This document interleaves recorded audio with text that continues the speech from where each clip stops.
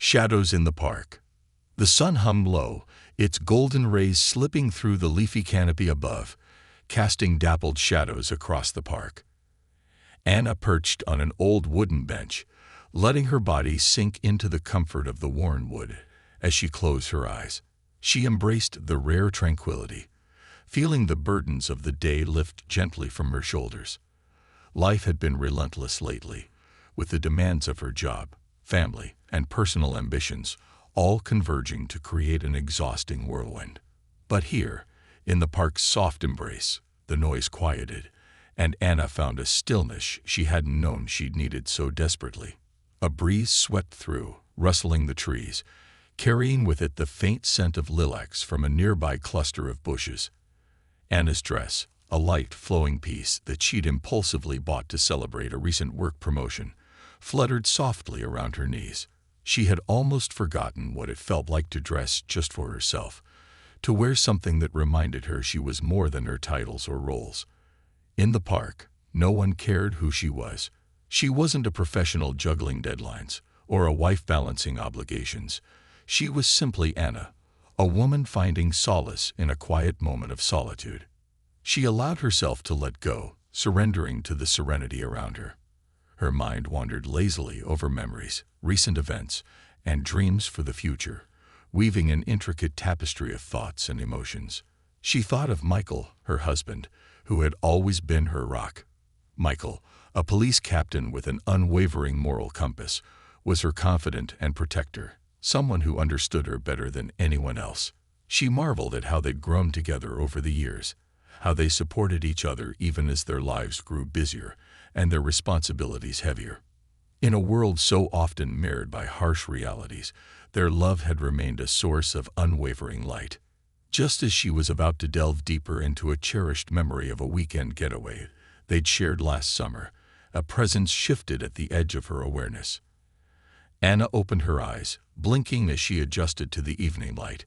She was surprised to find a man standing nearby, his posture seemingly casual, yet something about his stance unsettled her.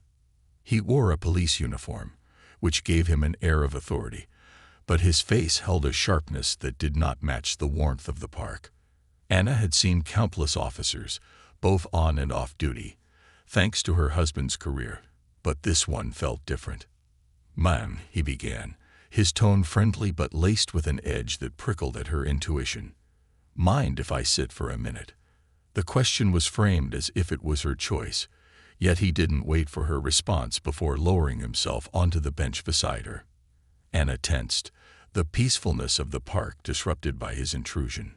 She could feel the weight of his gaze on her, lingering a beat too long, making her skin crawl. Her instinct told her to leave, but she forced herself to stay calm, hoping to end the encounter politely. "Of course," she replied, attempting a smile as she shifted slightly to create more distance between them. Her gaze drifted toward the path, hoping to catch sight of someone passing by. "You come here often?" he asked, his tone turning oddly personal. The way he leaned closer to her, his body language far from professional, made her discomfort intensify. She responded curtly, her instincts now screaming for her to get up and leave. But he leaned in further, his hand sliding a little too close to her on the bench. Anna's body went rigid. She'd encountered her share of uncomfortable situations in the past, but this felt different. The authority of his badge, the uniform that symbolized protection and law, twisted in that moment to feel like a trap rather than a safeguard. Her heart began to race as she realized the severity of the situation. This man's intentions were not benign. "I should be going," Anna said, her voice steady, but her pulse hammering in her chest. She shifted to stand up, hoping he would respect her space, but his hand moved to block her. The calculated casualness in his gaze was gone, replaced with something far more sinister. "Leaving already?" He smirked, his tone losing any semblance of politeness. "It's a nice night. No reason to rush, is there?" Anna's voice faltered, her usual confidence wavering, as she found herself trapped in a situation she'd only ever imagined from a distance. She'd heard stories of authority figures abusing their power, tales that Michael often shared with disgust during his late-night talks about corruption within the system. Now she was living it, feeling the weight of that abuse firsthand. Her mind raced with possible responses, but she knew that any direct opposition could escalate things quickly. She took a breath, steadying herself as she prepared to assert her boundaries firmly. "Officer," she began, choosing her words carefully, "I appreciate the conversation, but I'd prefer to be alone." His smirk deepened, the arrogance in his expression growing. "Oh, come on. Just trying to make conversation," he said, his hand lingering a little too close to her. "You seem tense. Why don't you relax a bit?" Before she could react, his hand grazed her shoulder, the touch meant to appear casual but carrying an implicit threat. Anna's skin prickled with indignation, and fear mingled with fury inside her. She considered calling for help, but the park had quieted as dusk settled, leaving her alone with a man who seemed to thrive on the vulnerability of the moment. The sound of footsteps approaching snapped her out of her spiraling thoughts. Relief flooded her as she turned to see Michael, his familiar stride unmistakable as he moved quickly toward them, his expression darkening as he took in the scene. In that moment, Anna felt a surge of gratitude and strength, her fear easing under the reassuring sight of her husband. "Evening, officer," Michael greeted, his tone civil but edged with a warning that left no room for misinterpretation. He looked at the man, his gaze steady, commanding respect. The officer's face registered a flash of recognition as he realized who Michael was, a police captain, someone with power and influence in the same department. "Oh, Captain," he stammered, his casual bravado dissolving as he realized his mistake. He straightened, fumbling to gather himself. "I was just chatting with your wife here." Michael's eyes narrowed, his stance protective as he stepped closer to Anna, positioning himself between her and the man. "Seems like you've made her quite uncomfortable. That doesn't sit well with me." His voice was calm, controlled, but the threat in his words was unmistakable. The officer's face turned an embarrassed shade of red, his arrogance deflating under Michael's unwavering gaze. Anna took a shaky breath, her confidence restored with Michael by her side.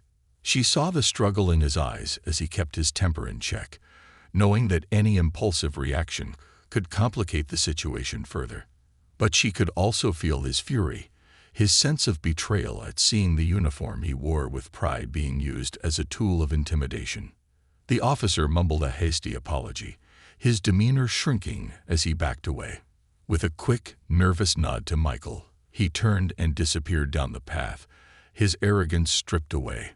Anna exhaled deeply, relief flooding through her as the tension of the moment eased. Michael placed a comforting hand on her shoulder, his eyes softening as he looked at her.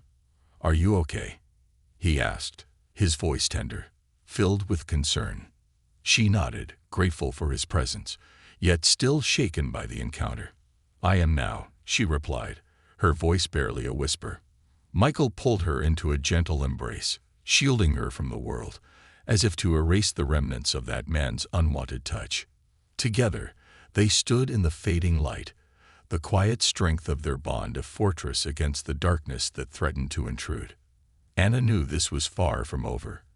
The man might have left, but the sting of his actions remained. For the first time, she understood the depth of Michael's struggle against corruption and abuse of power, a battle they would now face together, not only for themselves, but for all those who had endured similar injustices. Little did they know that this incident would set off a chain of events that would test their resilience, forcing them to confront the darker side of a system Michael had dedicated his life to upholding. Ripples of betrayal. The drive home was silent, punctuated only by the hum of the engine and the muffled sounds of the city outside. Anna's mind reeled with the night's events, the peaceful sanctuary of the park now tainted by the unsettling encounter. Her thoughts felt tangled, a mix of disbelief, anger, and lingering fear. She stared out the window, the lights of passing cars flickering like stars in a night sky that seemed indifferent to the turmoil roiling inside her. Beside her, Michael's hands gripped the wheel tightly, his knuckles white against the leather. She could sense the restraint in his movements, the way he held himself with a controlled intensity that told her he was as disturbed as she was, perhaps even more. Michael was a man who believed deeply in justice, a man who wore his badge not as a symbol of power, but as a pledge of service. The irony of tonight's encounter weighed heavily on him, evident in the lines etched deep across his brow. As they pulled into the driveway, Michael turned off the car, letting the silence settle between them. He looked over at her, his gaze filled with questions he couldn't quite bring himself to ask. Finally, he broke the silence, his voice low and strained. "Anna, I can't believe this happened. I can't believe it happened to you." He shook his head, a flicker of pain crossing his face. "I feel like I failed you somehow, like I should have been there sooner." Anna reached over, placing her hand gently on his. "Michael, this isn't your fault. I know you, and I know that if you'd known, you would have been there. But it doesn't change what happened." Her voice wavered slightly, a reflection of the hurt she tried to suppress. "It's not just about me. It's about something bigger, something you've been talking about for years, but that I never really understood until tonight." Michael's jaw clenched as he absorbed her words. "There are too many people like him in the system," he muttered, his tone edged with frustration. "It's like a disease, one that keeps spreading because no one wants to root it out. They hide behind their badges, using authority to mask their lack of integrity. I joined to protect people, to make a difference. But sometimes, it feels like I'm fighting a losing battle." The weight of his words hung heavily in the air, a shared burden that now rested between them. Anna could see the exhaustion etched into his face, the toll his work had taken on him over the years. He had been her rock, the unbreakable force in their lives. But tonight, she saw the cracks in his armor. "Maybe it's time to do more than just talk about it, Michael," she said softly, her gaze steady. "Maybe it's time we do something. I don't want anyone else to go through what I did tonight, and I know you don't either." He looked at her, a spark of determination lighting up his eyes. "If we do this, Anna, there's no going back. It won't be easy. People in positions of power don't like being challenged, and they'll fight to keep things as they are. I don't want to put you in the crossfire." Anna's lips curved into a small, resolute smile. "I'm not afraid, Michael. This isn't just your fight anymore. It's ours." The resolve in her voice reignited Michael's own conviction. He knew that taking on this battle would mean pushing back against people he once considered allies, people he trusted. But looking at Anna, he realized he couldn't back down. Not now. The darkness in the system had touched his family, and that was something he couldn't ignore. The next morning, Michael arrived at the precinct earlier than usual. The station bustled with its typical mix of officers and staff, the air thick with the aroma of coffee and the buzz of conversation. But today, everything felt different. Michael's eyes swept over his colleagues, his gaze lingering a moment longer on certain faces, wondering if any of them harbored the same sickness he'd seen in the officer from the park. A chill ran through him as he considered that possibility. He made his way to his office, closing the door behind him and letting out a deep breath. Sitting at his desk, he began compiling a list, drawing on years of observations and suspicions, adding names he'd heard mentioned in connection with questionable incidents. He needed a starting point, a way to trace the rot back to its roots. His thoughts were interrupted by a knock on his door. He looked up to see Jackson, a young officer who had recently joined the precinct, standing in the doorway with a hesitant smile. "Captain Michaels, you got a minute?" Michael nodded, gesturing for him to come in. Jackson closed the door behind him, his face shifting from friendly to serious as he took a seat across from Michael's desk. "Captain, I wanted to talk to you about something I saw a few weeks back." Michael's pulse quickened. Jackson had always struck him as a decent officer, one of the few he felt he could trust. "Go on, Jackson. What happened?" Jackson glanced around, as if checking for any eavesdroppers, before leaning forward. "I was out on patrol with Officer Downs. He was acting strange. We got a call about a domestic disturbance, and when we arrived, things were already calmed down. But he went inside, started asking questions that didn't seem right, pushing the guy around, even though he wasn't resisting. I told him to stop, but he brushed me off, said he was handling it his way. Jackson's eyes reflected a mixture of guilt and anger. I didn't know what to do, sir. I know it wasn't right, but he's been on the force a long time. I'm just a rookie. Michael felt a surge of anger, but kept his expression neutral. Downs was a name he'd suspected for a while, but hearing this first-hand report confirmed his suspicions. Thank you for telling me, Jackson. This isn't easy, and I know it's especially hard when you're just starting out. But doing the right thing, even when it's difficult, that's what makes a real officer. Jackson's face relaxed slightly, as though a weight had been lifted. What are you going to do, Captain? Michael considered his answer carefully. I'm going to investigate, Jackson, but I need you to stay out of it for now. Keep your head down and stay focused on doing your job the right way. If you see anything else, you come straight to me. Jackson nodded, standing up with a newfound sense of purpose. Thank you, Captain. I'll keep my eyes open. As Jackson left, Michael's resolve hardened. This wasn't just about punishing one bad officer. It was about changing a culture that had festered within the department for years. He knew that taking action would mean putting himself, and by extension, Anna, at risk. But he also knew that he couldn't ignore the truth any longer.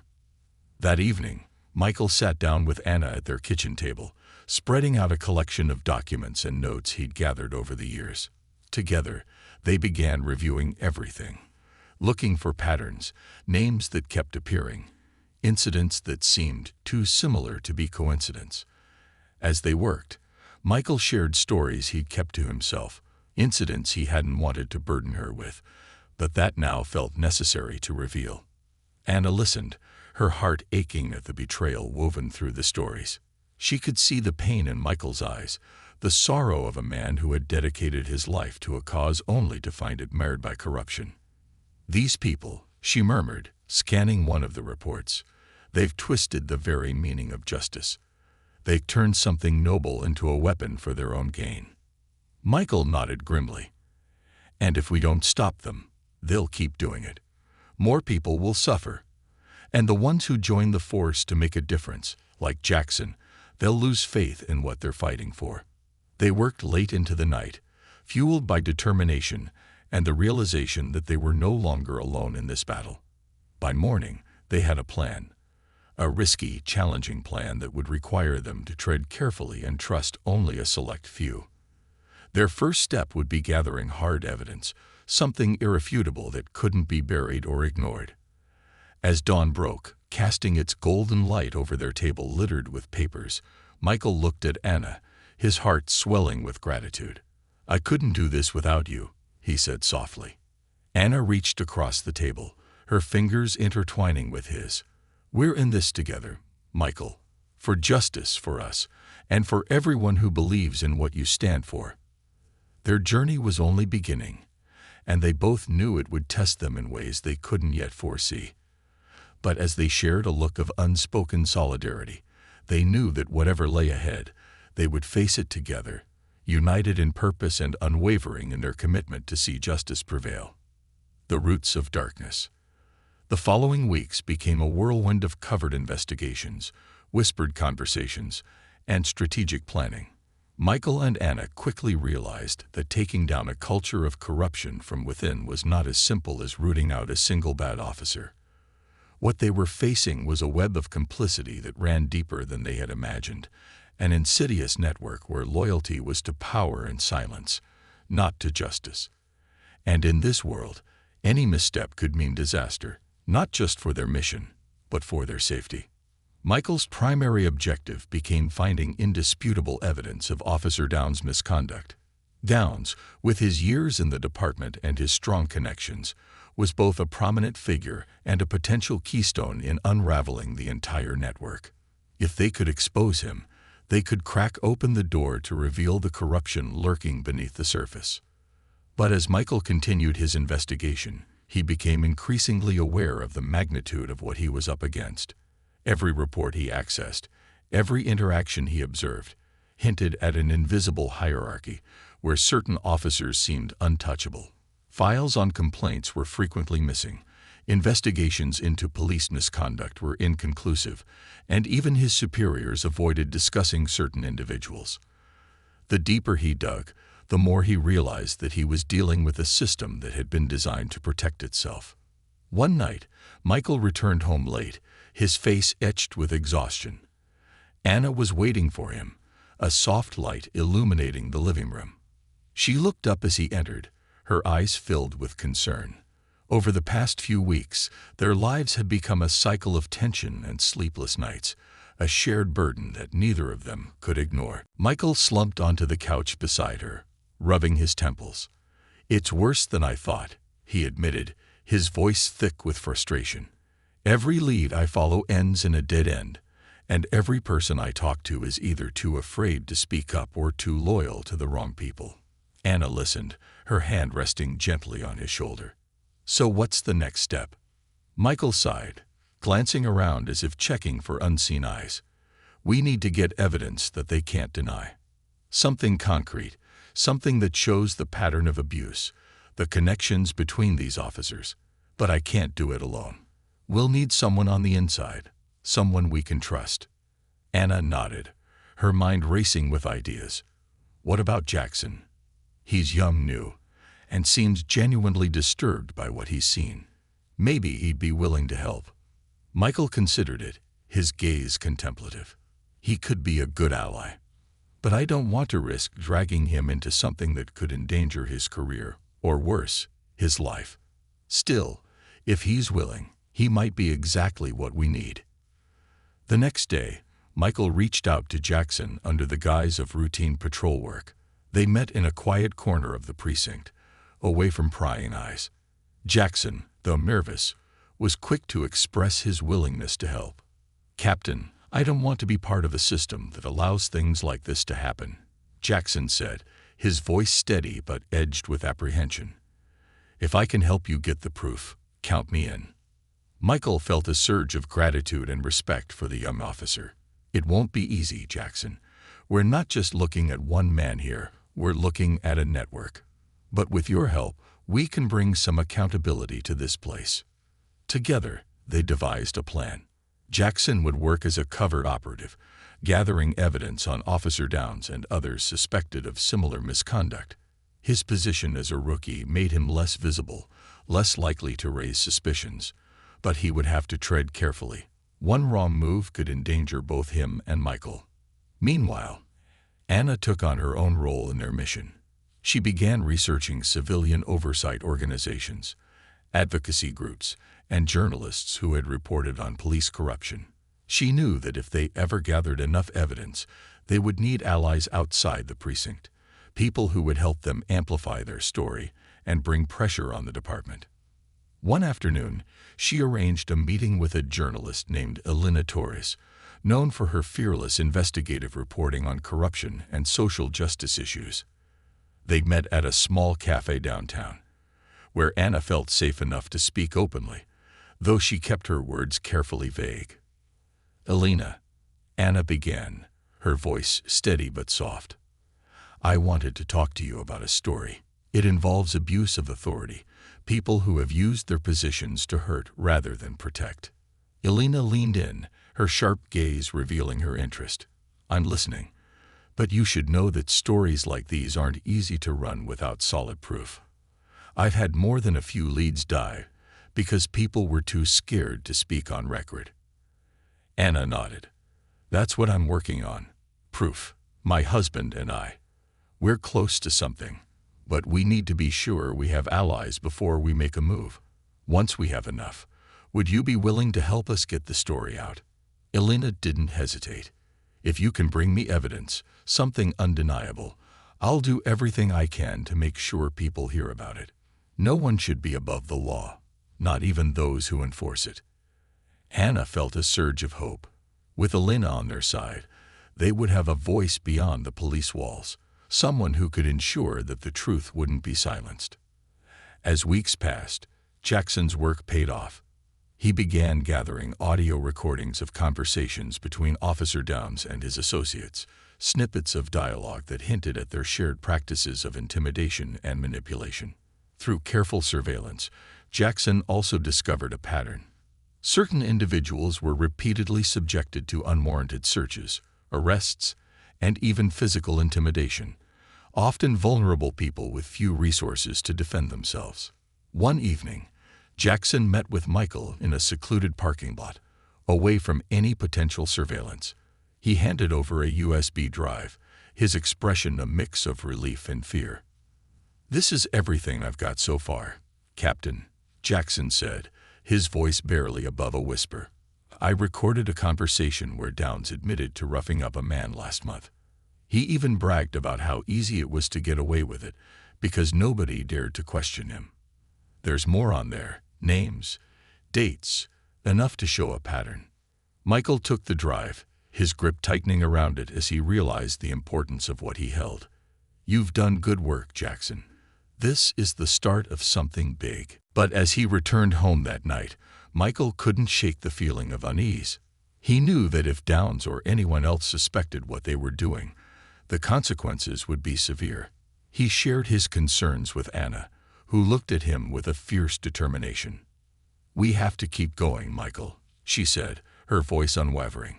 "This is bigger than us. If we back down now, they'll just keep hurting people." Michael nodded, drawing strength from her resolve. Together, they reviewed the recordings, compiling the information into a file that outlined the abuse and misconduct in chilling detail. They knew it was enough to initiate an internal investigation, but both were aware that internal affairs could be compromised. If they were to succeed, they would need to carefully time their actions, bringing the information to trusted individuals both inside and outside the department. One night, just as they were finalizing their plan, a loud knock echoed through their front door. Michael and Anna exchanged a glance, both of them tensing as they realized the potential danger. Michael approached the door, peering through the peephole. To his surprise, it was Lieutenant Eric Dawson, a high-ranking officer Michael had always respected. Dawson had a reputation for integrity, but Michael couldn't shake the sense of unease that had crept up the moment he saw him standing there. Opening the door, Michael greeted him with cautious politeness. "Lieutenant, to what do we owe the visit?" Dawson's expression was unreadable as he stepped inside, glancing briefly at Anna. "I need to speak with you, Michael, in private." Michael motioned for Anna to stay, knowing she wouldn't leave even if he asked. "Anything you have to say, you can say in front of her." Dawson hesitated, a flicker of discomfort in his eyes.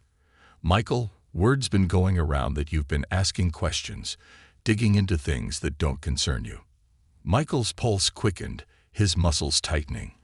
"With all due respect, Lieutenant, I think these issues should concern anyone who cares about justice." Dawson let out a slow breath, his gaze hardening. "Be careful, Michael. There are forces at play here that you don't want to cross. You have a good career, a family. Don't throw it all away chasing ghosts." The threat was subtle, cloaked in concern, but Michael understood the warning. His eyes narrowed, his jaw clenching as he responded. "I appreciate the advice, Lieutenant, but I'll decide which battles are worth fighting." Dawson regarded him for a long moment, a flicker of regret crossing his face before he turned and left. As the door closed, Michael looked at Anna, his determination hardened. The visit confirmed what he'd feared. They were on borrowed time. But it also confirmed something else. They were getting close enough to make the people who hid in the shadows feel threatened. That night, as they sat together, Michael and Anna knew that there was no turning back. The system they trusted had betrayed them, and now it was up to them to restore the honor that had been tarnished. Their fight had become a matter of survival, of protecting each other and those who'd suffered in silence for far too long. With everything at stake, they were ready to take the next step in their battle for justice. Closing in on corruption. The day after Lieutenant Dawson's thinly veiled warning, Michael and Anna woke with a renewed sense of urgency. The visit had confirmed their fears. They weren't simply pursuing individual wrongdoers. They were up against a well-oiled machine, a network of officers who had traded integrity for unchecked power. The realization was sobering, yet it steeled their resolve. Over breakfast, Michael laid out their next steps. "We need an ally in internal affairs, someone we can trust," he said, glancing at Anna, who listened intently. "It's risky, but if we're going to take this higher, we need someone with enough authority to launch a legitimate investigation." Anna nodded thoughtfully. "We also need to safeguard the evidence we already have. There's no guarantee we'll make it out of this unscathed, and if something happens to us, the information needs to survive." They agreed to split their efforts that day. Michael would reach out to an old friend, Detective Carla Hayes, a respected internal affairs investigator with a reputation for honesty. Meanwhile, Anna would meet with Elena Torres, the journalist she'd contacted previously, to ensure that copies of their evidence would be securely stored off-site. Michael's first encounter with Detective Hayes was years ago, when she'd investigated a police brutality complaint against another officer in the department. While many had tried to stonewall her efforts, Hayes had persisted, proving the allegations to be true and holding the officer accountable. It was a rare victory for transparency, and Michael hoped that she still carried that same determination for justice. He arranged to meet her at a quiet cafe downtown. As he approached, he saw her sitting at a small table by the window, a steaming cup of coffee in front of her. She looked up as he entered, her piercing gaze meeting his with a mix of curiosity and concern. "Michael," she greeted, motioning for him to sit. "You sounded urgent on the phone. What's going on?" He took a seat across from her, his face serious. "Carla, I need to ask you something. Off the record." He paused, choosing his words carefully. "If I told you there was a network of corruption within the department, people covering for each other, abusing their power, would you believe me?" Carla leaned back, studying him intently. "Coming from you, I'd be inclined to listen," she replied, her tone cautious but receptive. "But you know this isn't something I can take lightly. If you're right, we're talking about a serious internal cleanup that could shake the department to its core. Do you have proof?" Michael nodded, sliding a flash drive across the table. "This drive contains audio recordings, names, dates, enough to paint a clear picture of what's going on. But I need you to understand, Carla, this is only the beginning. These people, they're dangerous, and they'll do anything to protect themselves." Carla glanced down at the drive, her fingers hovering over it, as she seemed to weigh her decision. Finally, she picked it up, slipping it into her coat pocket. "I'll look into it," she said, her voice firm. "But if what you're saying is true, this is going to get ugly fast. I'll need time to verify the evidence and see who I can trust within internal affairs." Michael let out a breath he hadn't realized he was holding. "Thank you, Carla. Just be careful. They already know someone's looking into them, and they've started issuing threats." She gave him a grim smile. "Don't worry about me. I've dealt with people like this before. But Michael, you should watch your back too." As he left the cafe, Michael felt a glimmer of hope, though it was tempered by the knowledge that they were walking a dangerous line. With Carla on their side, they had an ally within the system, but he knew they would have to act quickly. There was no telling how long they had before their enemies made a move.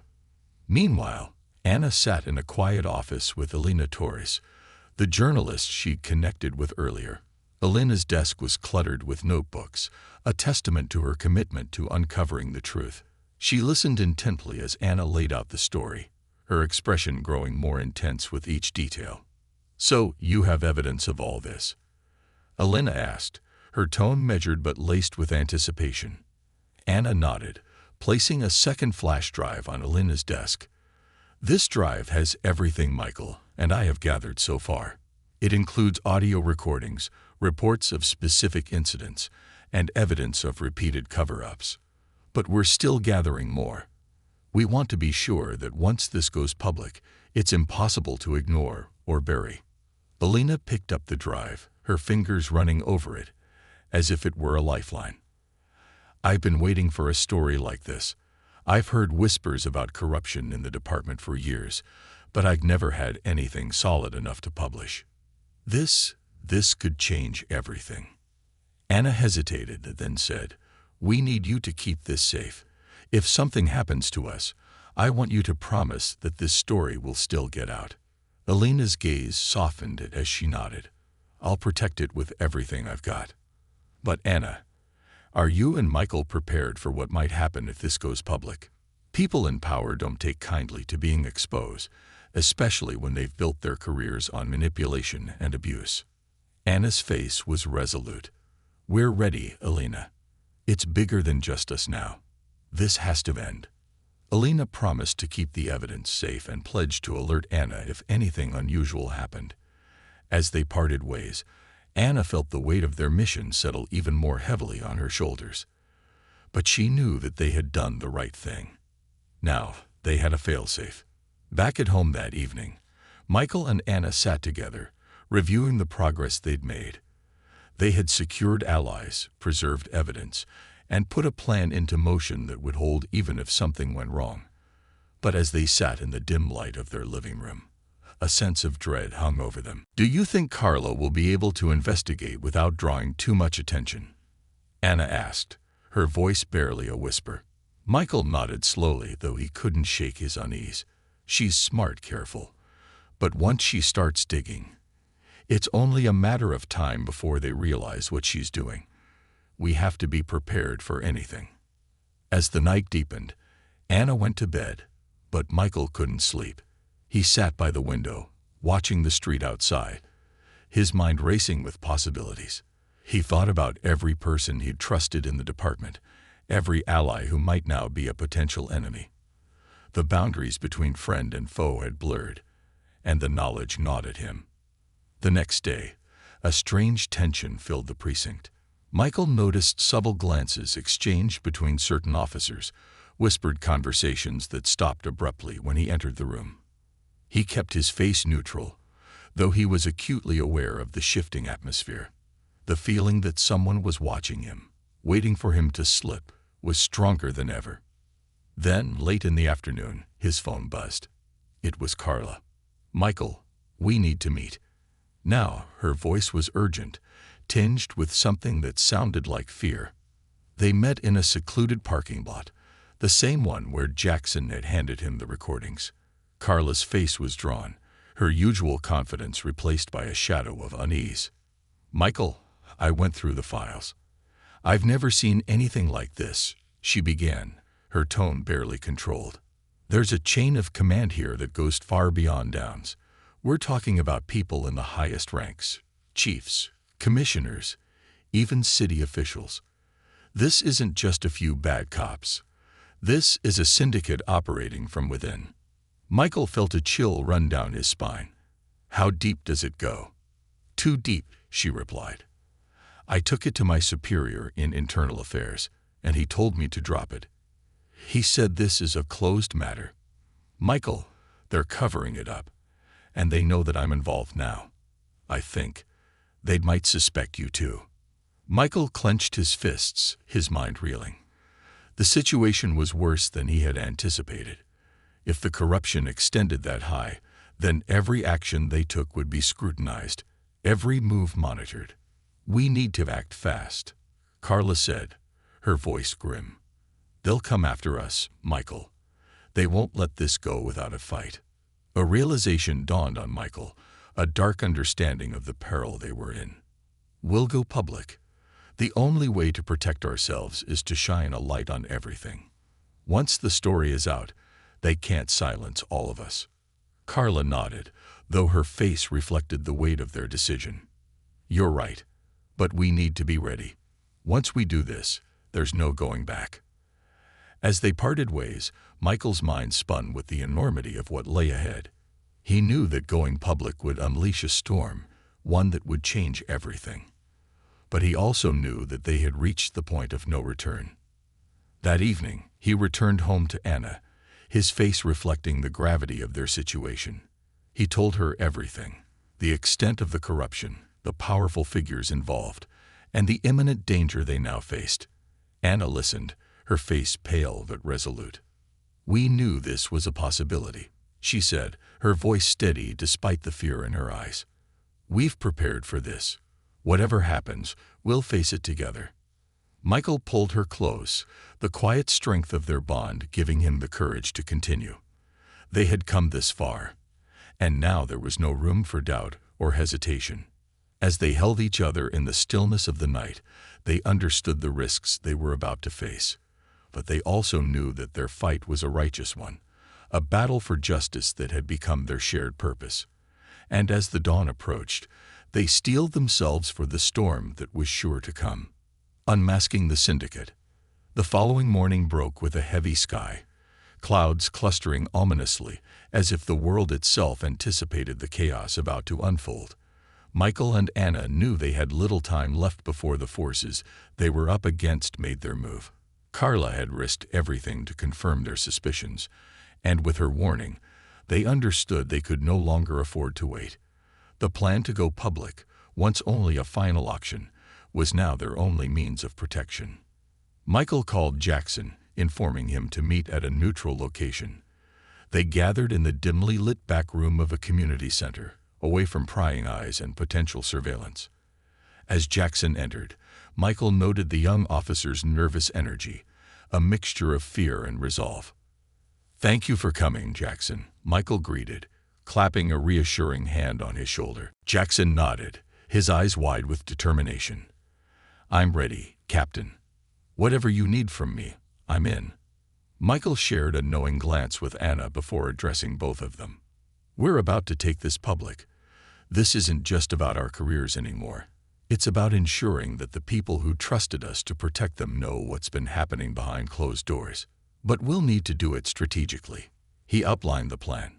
They would work with Elena Torres, the investigative journalist who already had the evidence, to arrange a press release that exposed the details of the corruption, complete with names, dates, and recordings. They would also compile a dossier with their findings to send to the city's governing officials and influential community leaders, ensuring that the public outcry would be strong enough to prevent the department from burying the story. Carla, on the inside, would continue her covert investigation until the story broke, feeding them any further intel she could gather in the meantime. "Once this story goes live," Michael explained, "they'll try to discredit us. We have to make sure the public is on our side before they can spin the narrative." Later that day, Anna met with Elena Torres at the bustling downtown office of the newspaper where she worked. The newsroom buzzed with activity, phones ringing, keyboards clicking, and editors shouting over the noise. Anna's heart raced as she handed Elena the final documents, an envelope thick with damning evidence, internal reports, recordings, emails that corroborated Officer Downs' misdeeds, and additional records linking him to several higher-ups within the department. Elena's eyes scanned the documents, her expression hardening with each revelation. "This is exactly what we needed," she murmured, glancing up at Anna. "This will shake the department to its core. But once this goes public, you and Michael, you know they'll come after you." Anna met her gaze, her voice steady. "We're prepared for that. But we're more concerned with protecting the community, making sure this abuse of power stops once and for all. We're counting on you to help us make sure the story reaches everyone." Elena nodded solemnly, a fierce determination glinting in her eyes. "I'll put together a comprehensive expose, but I'll need a few more days to fact-check and finalize the report. Once we're ready to publish, there will be no going back." As Anna left the office, she felt a strange mix of fear and relief. They were close, so close to unmasking the corruption that had poisoned their city. But as she stepped into the street, she noticed a familiar black sedan idling near the curb. The darkened windows hid the driver, but she could feel their gaze lingering on her, a silent warning that reminded her of the stakes. With a steadying breath, she turned away, forcing herself to walk calmly, her heart pounding with each step.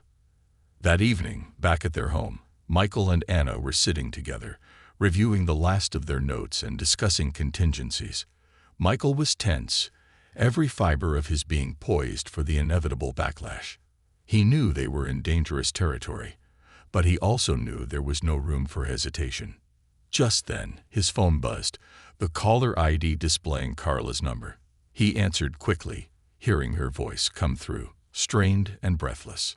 "Michael, they're onto me," she whispered, her tone urgent. "I managed to find a document, a roster. It's a list of officers and officials connected to what they're calling the Protective Syndicate. It details payments, cover-ups, and assignments for officers like Downs. They're running this like a business." Michael's grip tightened on the phone. "Carla, get out of there. You need to get to a safe place." "I'm trying, but they're watching every move I make now," she replied, her voice tense. "I'll send you the file, but listen, there's a meeting tonight at the City Council Hall. Several key people are supposed to attend, including some higher-ups in the department. This might be our only chance to confront them face-to-face before the story breaks." Michael's mind raced. A confrontation at the council meeting would be dangerous, but it would also give them a chance to hold the perpetrators accountable in front of witnesses. With the evidence Carla would send, they could expose the truth in real time, removing any chance for the syndicate to cover their tracks. "We'll be there," he promised. "Stay safe, Carla. We'll get through this." Carla agreed, ending the call, and within moments, an encrypted email arrived, containing the roster she'd managed to extract. Michael scanned through it, his heart sinking as he recognized several names. Trusted colleagues, supervisors, even a few council members. It was worse than he'd feared, but it was exactly what they needed. Hours later, as dusk fell, Michael, Anna, and Jackson arrived at the City Council Hall. The grand building loomed before them, its columns stark against the darkening sky. A nervous energy crackled between them as they approached, a mixture of anxiety and anticipation. They knew the risks they faced, but they also knew that they were on the precipice of something monumental. Inside, the council meeting was already in session. Council members sat in a semicircle, their expressions sober as they listened to a routine agenda item being discussed. Michael scanned the room, spotting several high-ranking officers seated in the back, including Lieutenant Dawson and Officer Downs, their faces impassive, but their eyes sharp. Michael took a deep breath, stepping forward as Anna and Jackson took their places behind him. His voice rang out clearly as he addressed the council. "Ladies and gentlemen of the council, I apologize for the interruption, but what I have to say cannot wait." The room fell silent as all eyes turned to him. "For years, there has been a systematic abuse of power within our department, a network of officers who have betrayed their oaths, using their positions for personal gain, and instilling fear in the very communities they swore to protect." A ripple of murmurs spread through the room as he held up the roster, the document Carla had risked her career, and possibly her life, to obtain. "This roster contains the names of individuals within this room who are complicit in these actions. It's time for accountability. No one, regardless of their rank or connections, should be above the law." A stunned silence followed his words, broken only by the shuffling of papers and a few muffled gasps. Lieutenant Dawson rose slowly, his face a mask of icy calm as he fixed his gaze on Michael.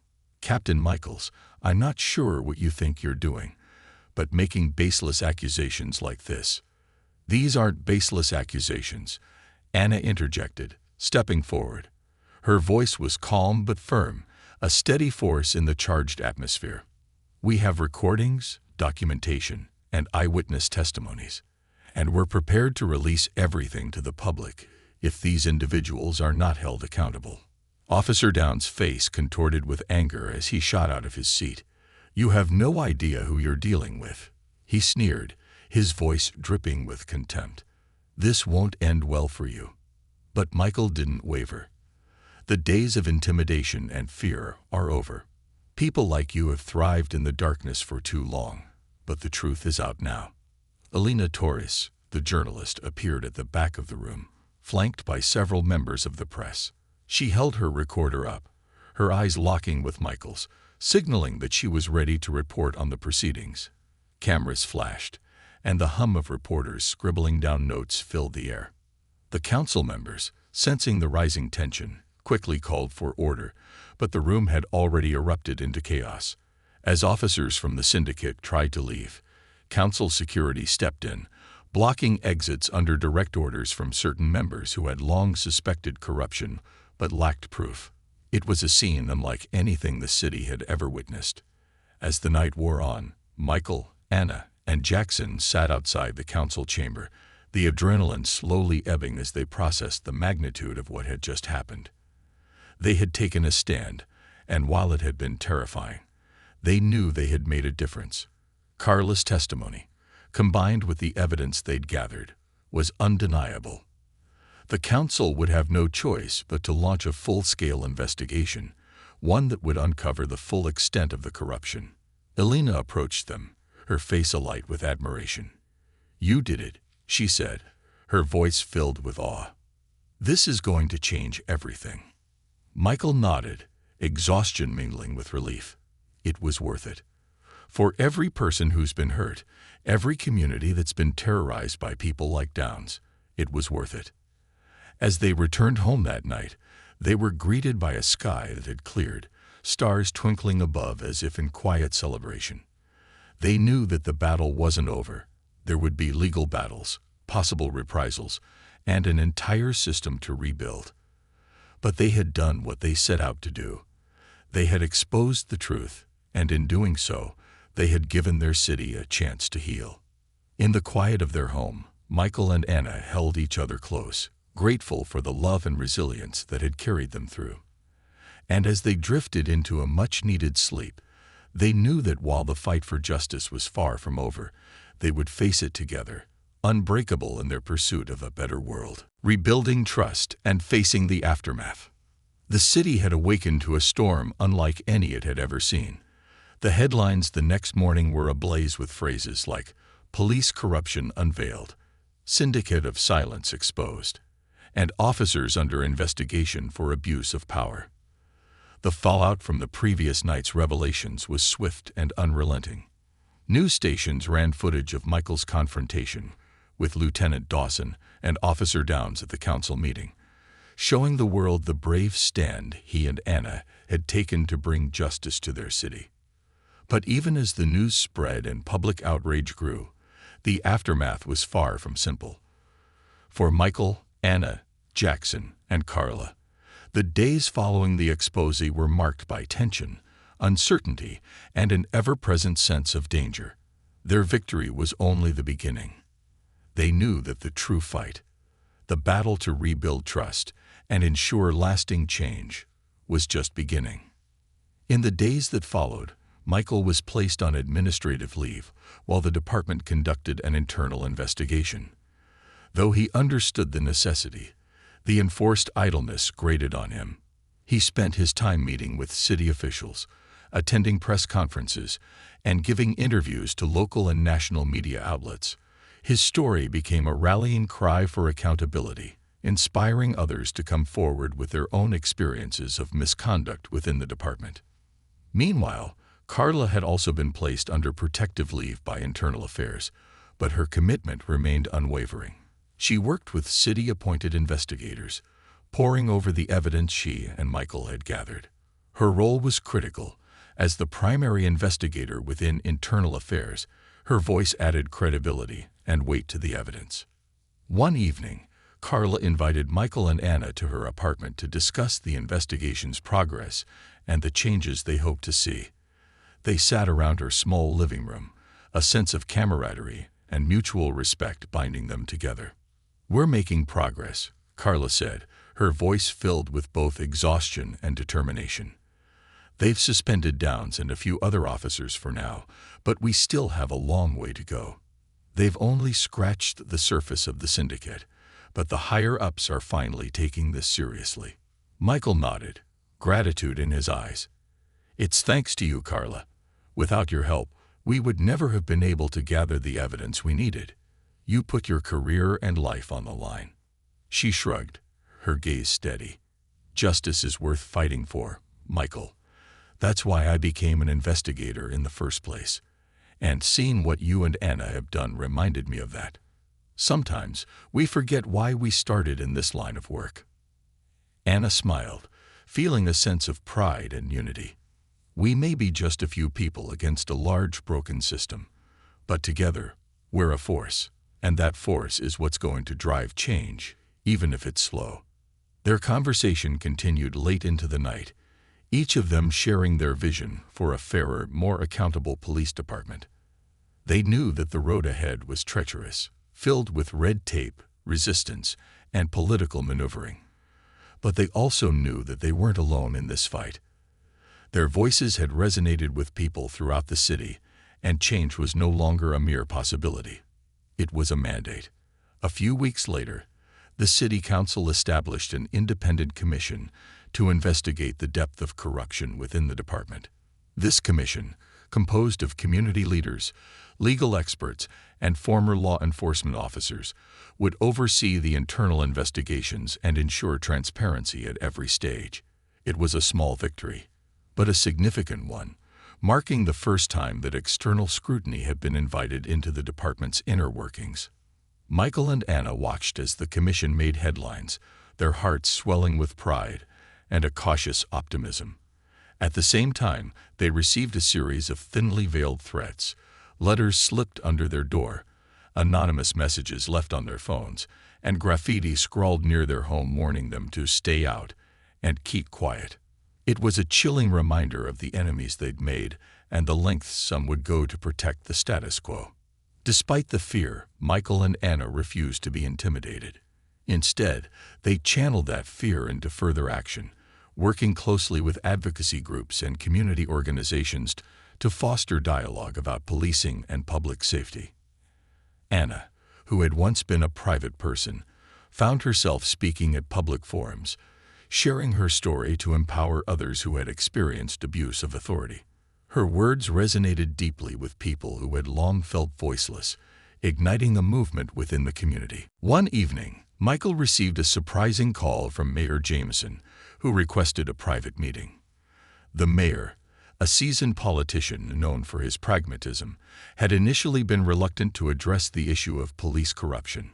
However, the recent exposure of the syndicate had forced his hand, and he was now actively seeking solutions to restore public trust. As Michael entered the mayor's office, he felt a palpable shift in the air. Mayor Jameson greeted him warmly, his face lined with weariness, but softened by a newfound respect.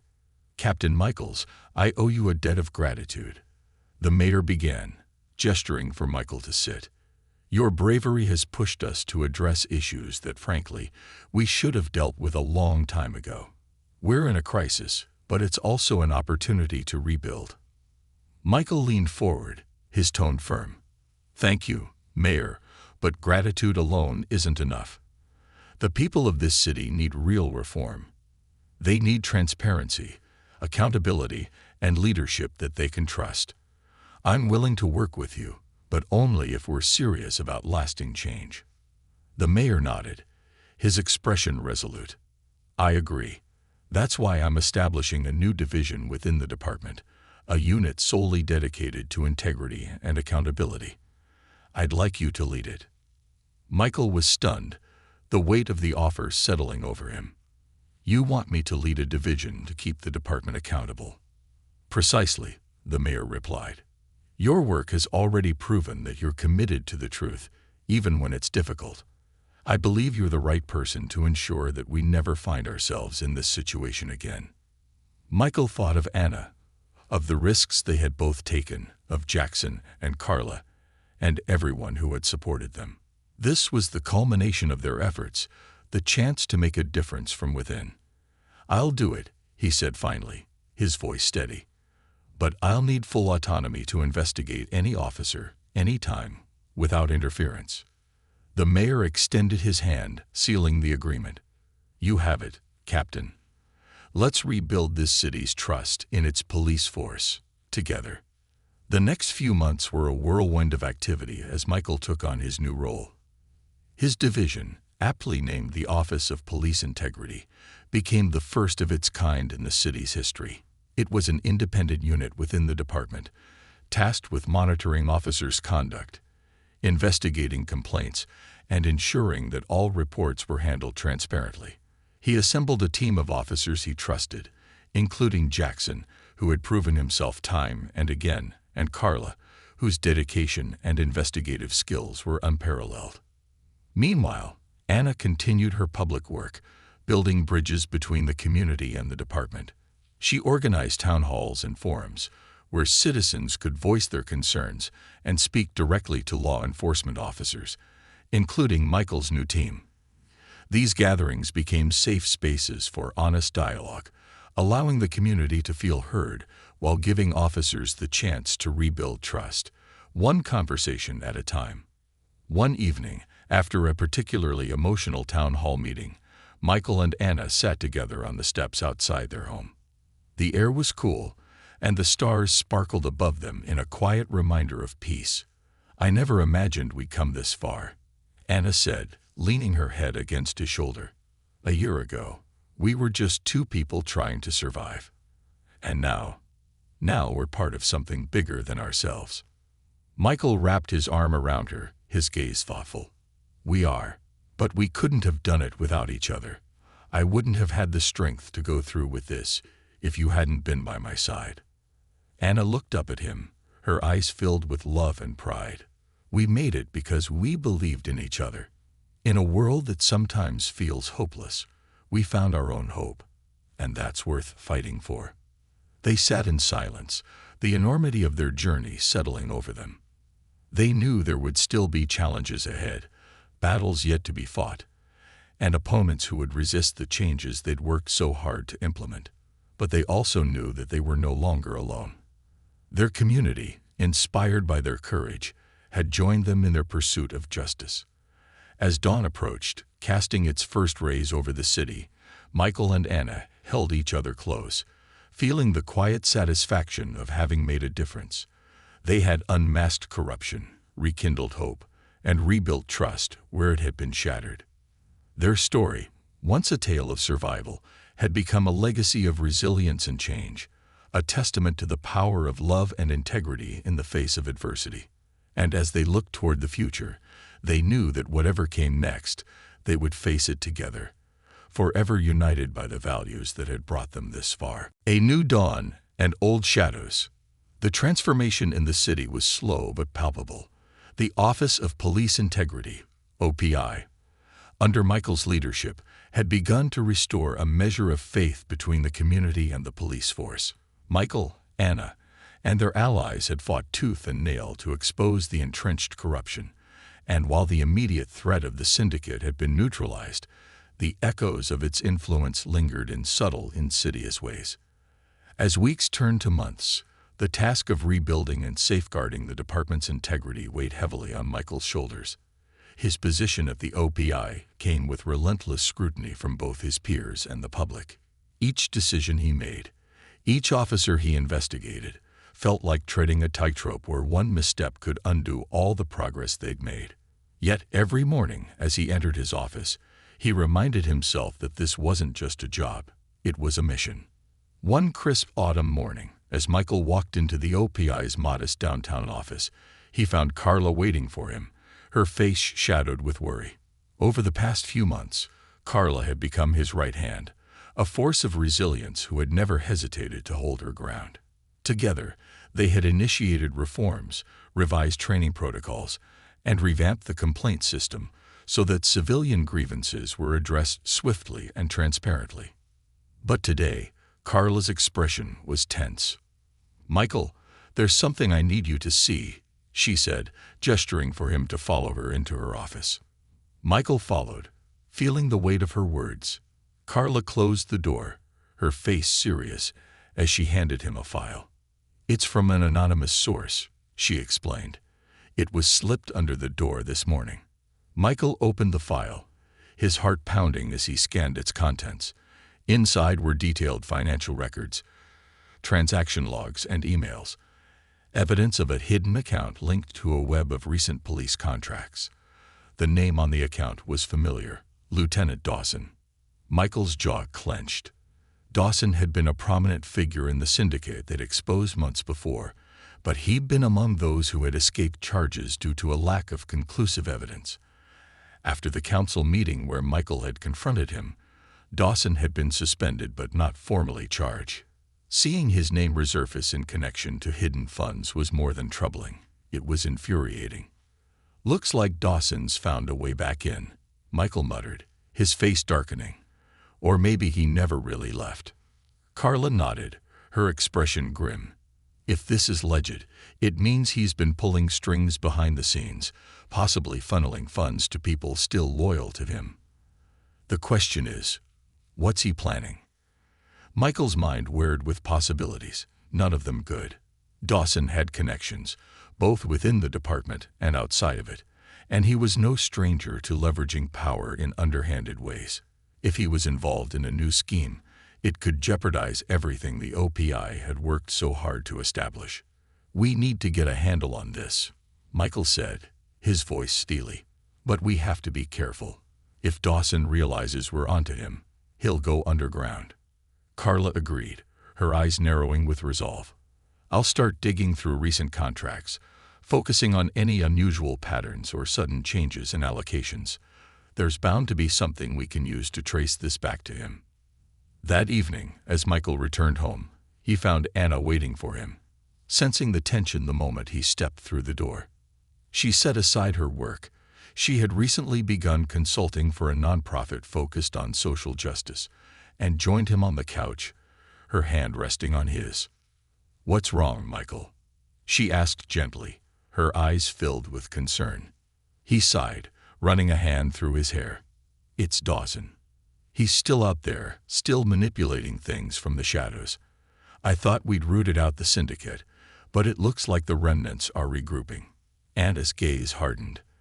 "That man has already caused so much damage. You and Carla exposed him once. You can do it again." Michael gave her a small, grateful smile. "I hope so. But this time, he's being careful.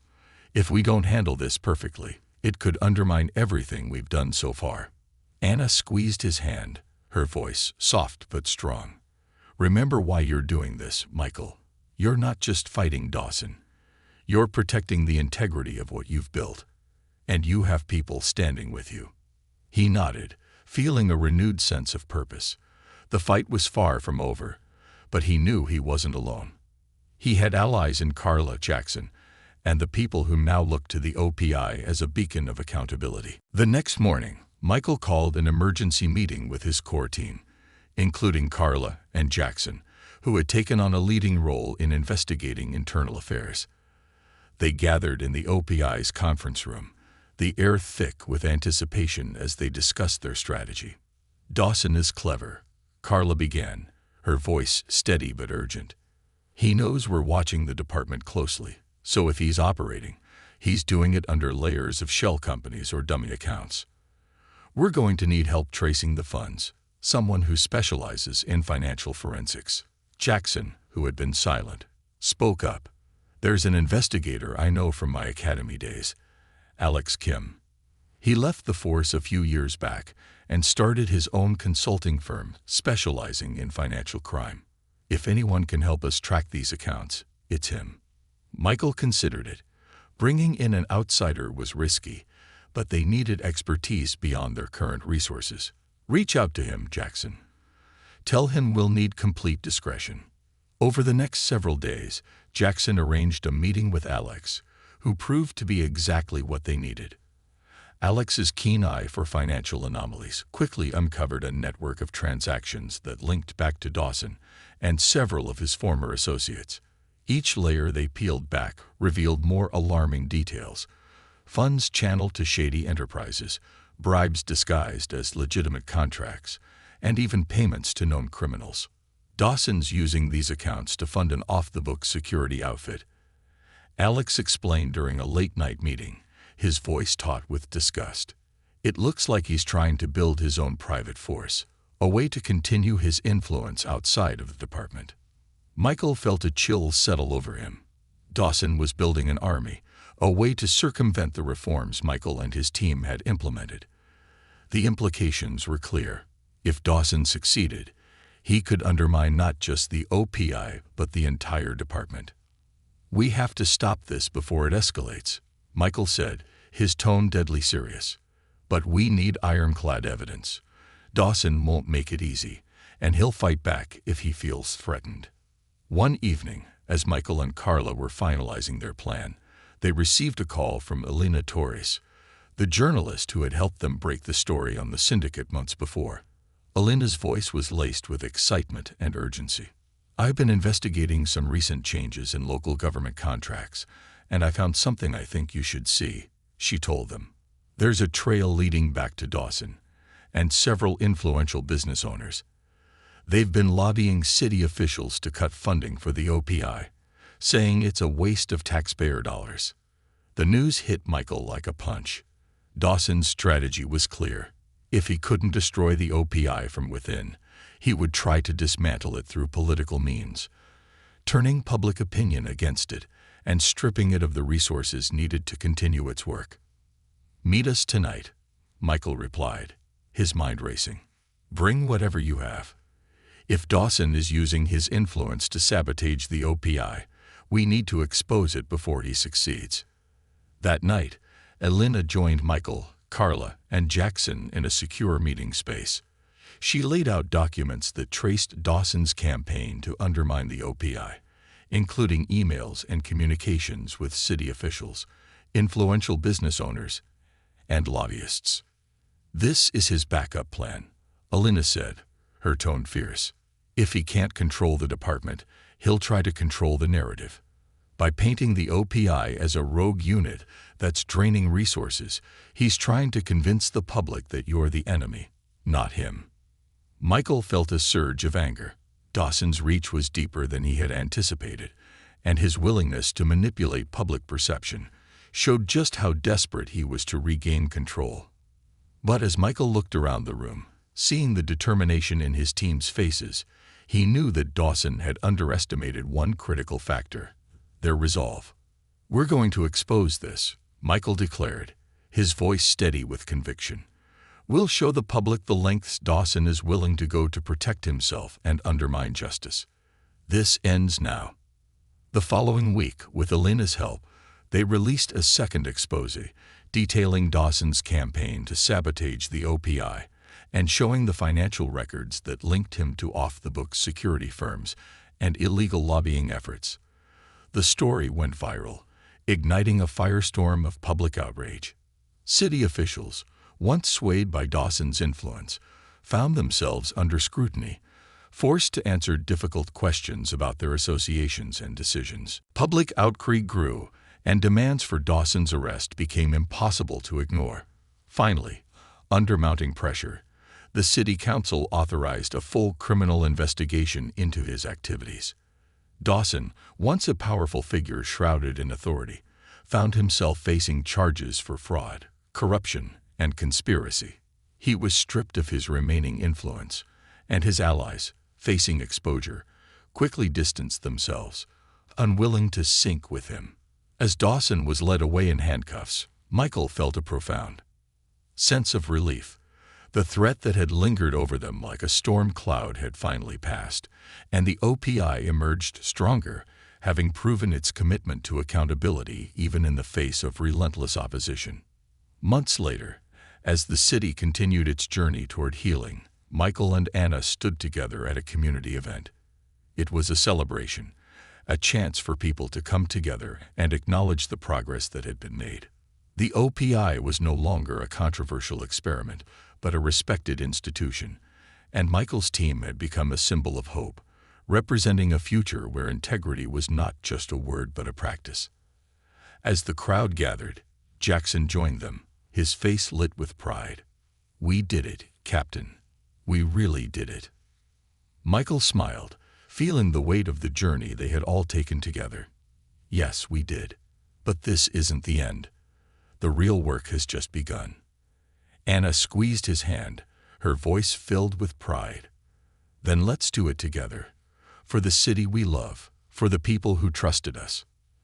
As they stood side by side, Michael knew that they had not only unmasked corruption, but had forged a legacy of integrity. And as the sun set on the city they had fought to protect, they knew that this was only the beginning of a new chapter, one built on courage, accountability, and the promise of a better tomorrow.